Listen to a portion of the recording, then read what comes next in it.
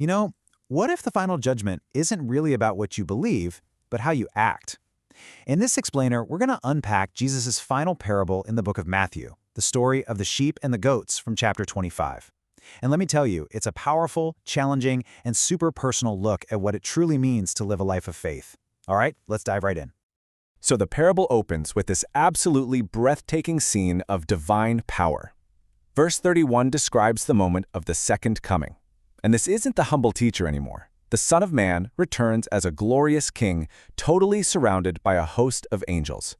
He sits down on a throne of judgment, and you can just feel it. The fate of all humanity is about to be decided. And then comes the moment of truth. Verse 32 tells us that every single person, from every nation, is gathered before this king. Can you just imagine that? This vast sea of humanity, all waiting. And with the simple, decisive act of a shepherd separating his flock, the king starts sorting them, one by one. Now, this imagery would have been instantly familiar to his audience, right? Shepherds did this all the time. They'd separate the more independent goats from the more docile, valuable sheep. So verse 33 tells us the sheep go on the right and the goats go on the left. And this isn't just a random seating chart. In the ancient world, the right hand was a huge symbol of honor, of power, and favor. The left hand, well, that was associated with dishonor. So right from the jump, a very clear and profound line is drawn between these two groups. Okay, so now let's focus on the sheep, the ones on the king's right. They're the first to be addressed, and what the king says to them is, well, it's pretty remarkable. He offers them an inheritance, a whole kingdom they probably had no idea they were even earning. Verse 34 really reveals just how incredible this reward is. It's a kingdom that was prepared for them from the foundation of the world. Think about that. This isn't some last-minute prize. It's a destiny that's been woven into the very fabric of creation, just waiting for them this entire time. So the big question is, what did the sheep do to deserve all this? Well, verses 35 and 36 give us the list. And it's a series of simple, yet incredibly profound acts of compassion. It's not about deep theology, it's about basic human kindness. These actions totally echo the teachings of the prophet Alma, who taught that true followers are those willing to bear one another's burdens, mourn with those that mourn, and comfort those that stand in need of comfort. And here's the part that just gets me every time. The righteous are completely surprised. In verses 37 through 39, they ask, "Lord, when did we see you hungry or thirsty or in prison?" You see, they weren't trying to score points with God or build up some kind of heavenly resume. They were simply helping people who needed it, just out of the goodness of their hearts, without a single thought about a reward. And then, the king delivers the punchline. In verse 40, he reveals the profound truth at the very heart of this parable.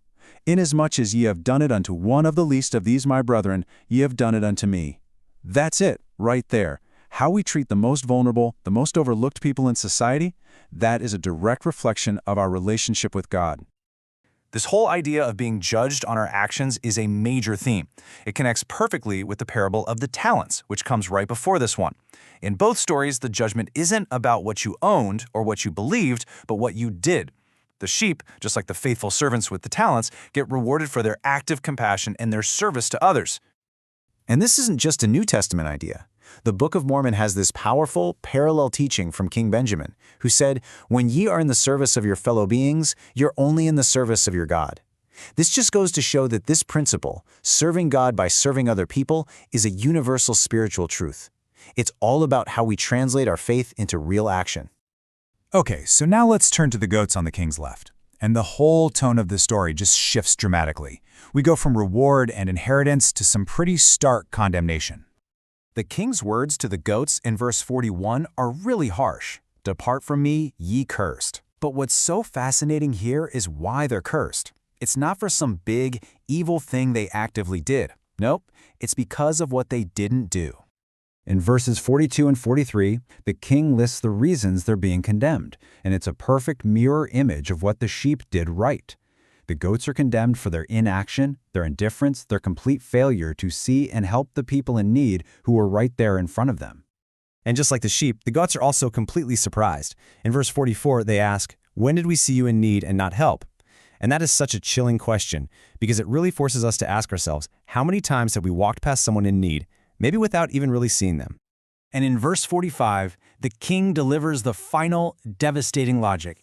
"Inasmuch as ye did it not to one of the least of these, ye did it not to me." The message is just crystal clear.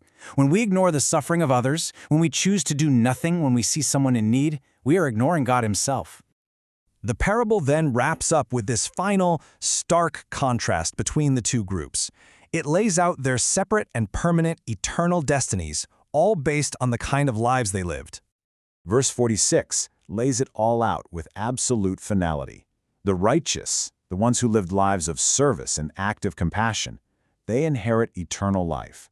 And the unrighteous, who lived lives of neglect and passive indifference, they face everlasting punishment. The separation is total and complete.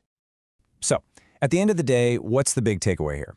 This parable really challenges us to rethink our entire idea of faith.